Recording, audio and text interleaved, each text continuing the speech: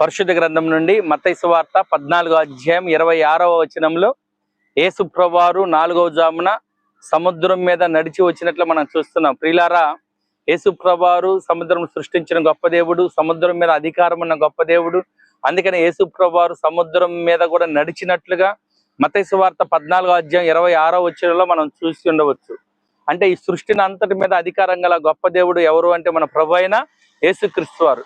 కనుక నీవు నేను మనందరం కూడా ఆ సృష్టికర్త అయిన యేసు ప్రభువుని సొంత రక్షకుడిగా అంగీకరించి ఆయన స్తుతించేవారిగా, గణపరిచేవారిగా, మహిమపరిచేవారిగా మనం ఎల్లవేళలా ఉండేవారిగా ఉండాలి. నిజంగా మనం పరిశీలన చేస్తే సముద్రంలో నివసిస్తున్న, సముద్రంలో జీవిస్తున్న చేపలు కూడా యేసు ప్రభువారి మాట విన్నట్లుగా మనం చూస్తాం. యోనా గ్రంథంలో మనం పరిశీలన చేసినప్పుడు యోనాని ఒక పెద్ద మత్స్యం వచ్చి మృంగినట్లు మనం చూస్తాం. యోనాకి ఆ మృంగమని యేసు ప్రభువారే చెప్పినట్లు మనం చూస్తాం. ప్రియులారా, దేవుని మనం నమ్ముకుని ఉంటే, దేవుడు ఏంది మనం భయభక్తులు కలిగి ఉంటే మనకు కూడా ఆయన సమృద్ధినిచ్చే గొప్ప దేవుడు అయి ఉన్నాడు. కనుక ప్రభువుని మనం స్తుతించి గణపరిచి మహిమపరిచే వారిగా ఉండాలని తెలియజేయచ్చు.